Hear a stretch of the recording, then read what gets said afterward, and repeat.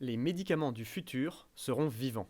Même si cette affirmation semble tout droit sortie d'une histoire improbable, cela n'a pourtant rien à voir avec de la science-fiction, mais bien avec de la science tout court. Alors pas de panique, le Doliprane ne va pas se mettre à courir dans les prochaines années. Ici, on va plutôt parler de thérapie bactérienne. Cette idée repose sur l'utilisation de ces micro-organismes unicellulaires comme médicaments anticancéreux.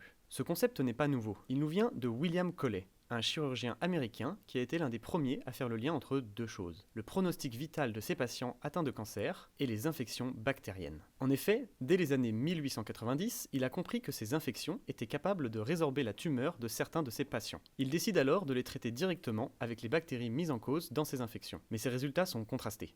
Certains ont été soignés efficacement, mais d'autres n'ont pas survécu aux infections censées les soigner. La thérapie bactérienne est ainsi trop aléatoire. Par la suite, le développement de solutions moins risquées comme la chimiothérapie et la radiothérapie s'impose comme traitement de référence.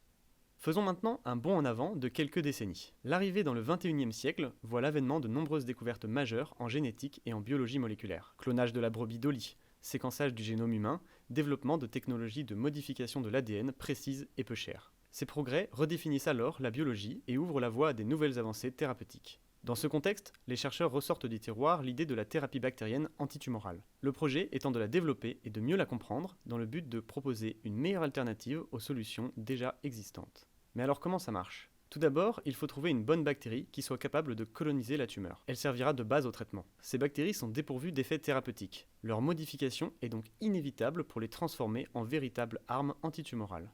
Pour cela, les chercheurs travaillent sur les 4 composantes de cette transformation. En premier lieu, il faut rendre la bactérie capable de produire et sécréter la molécule thérapeutique. En deuxième lieu, il faut rendre la bactérie capable de détecter des signaux. Cela se fait par l'ajout de récepteurs sur la bactérie qui seront capables de détecter diverses molécules. Il y en a 2 types.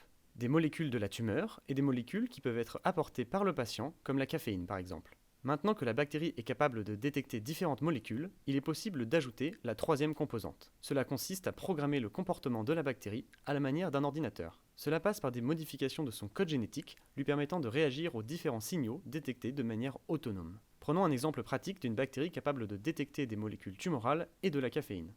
Si la bactérie ne détecte pas de molécules tumorales, elle ne sécrète pas de molécules thérapeutiques. Si la bactérie détecte des molécules de caféine, elle ne sécrète toujours pas de molécules thérapeutiques. En revanche, si la bactérie détecte à la fois la tumeur et la caféine, la bactérie s'active et sécrète alors la molécule thérapeutique. La programmation de ce robot bactérie rend alors le traitement localisé uniquement dans la tumeur et contrôlable par la prise d'un café. Il ne faut pas oublier que ces bactéries sont vivantes et fragiles. Elles peuvent être détruites par le système immunitaire qui ne distingue pas ces bactéries thérapeutiques des bactéries pathogènes. Une dernière modification est alors possible. Elle prend la forme d'une armure synthétisée autour des bactéries afin de les protéger. Cela peut alors leur permettre de survivre plus longtemps, de mieux coloniser les tumeurs ou encore de diminuer de potentiels effets secondaires liés à une suractivation des défenses immunitaires. Ensemble, ces 4 composantes permettent alors la transformation de bactéries en un véritable médicament vivant, tueur de tumeurs.